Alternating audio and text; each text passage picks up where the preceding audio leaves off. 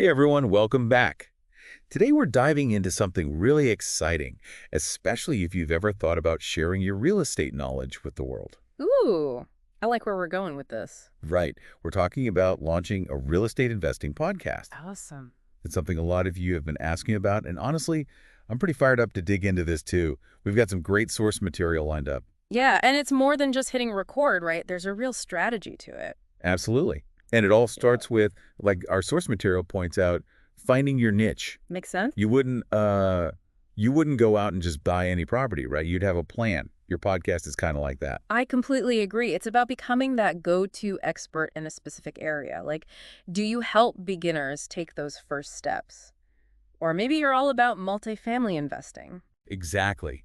That's what grabs people's attention. They're like, this is the podcast for me. It's all about that targeted audience. Right. So once you've got that niche locked in, our source material jumps into planning your content, which I've got to admit, I struggle with sometimes. Oh, tell me about it. I get so excited I could talk for And hours. me too. I- But our source is spot on. Having a content plan keeps you organized. They even give us some example episode topics like Intro to REI, which seems obvious, but it's smart to start there. Oh, and finding properties, which, let's be real, is always a hot topic. Definitely. And financing too. Can't forget that.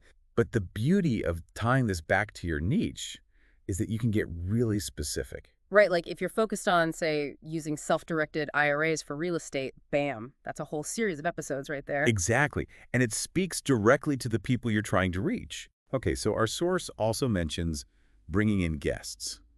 Now, I'm thinking this could be huge EE. Absolutely. Having guests, especially those who are killing it in real estate, it adds so much credibility to your show. Totally. Like, who wouldn't want to hear from someone who's flipped 100 houses or negotiated like some crazy commercial deal? Right. It's like getting a masterclass from the pros. Okay, so we've got the niche, we're planning content, lining up awesome guests, but how do we actually make this podcast happen? Well, we got to get a bit technical, but our source makes it pretty clear scripting and structure are key. Now, don't panic. We're not talking full-on movie scripts here, Hey, goodness for that. Even I would struggle with that. but a basic outline, bullet points, just something to keep you on track so you're not rambling. Totally. It helps you sound polished, but still conversational, which is important. Right, nobody wants to listen to a robot reading a textbook. Oh, And speaking of different styles, our source mentions experimenting with different formats. oh, good point. There are so many options to play with interviews, solo episodes where you're sharing your wisdom, Q&A sessions. Which, by the way, are amazing for connecting with your listeners. Totally agree.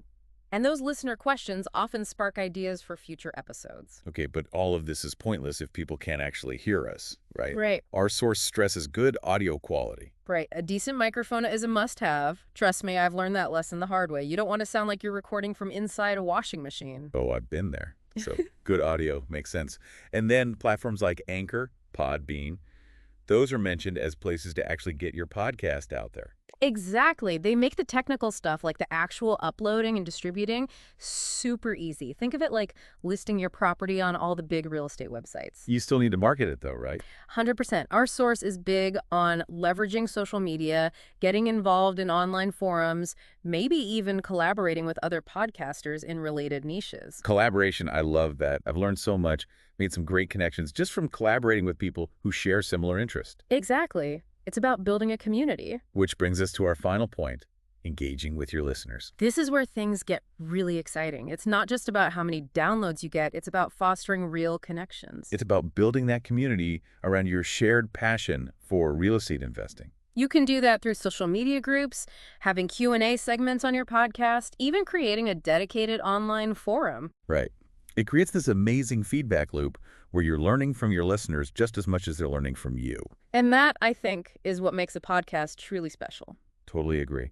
So as you're thinking about launching your own real estate investing podcast, and I know a lot of you are, what kind of podcast would you be most excited to listen to? What topics would have you hitting that subscribe button? What kind of format really resonates with you? Keep that in mind as you start crafting your own show. Because, and this is a really cool part, you have the power to create it. The world of real estate investing is vast, and there's an audience out there eager to hear your unique perspective. So go out there and make it happen. Until next time, happy investing.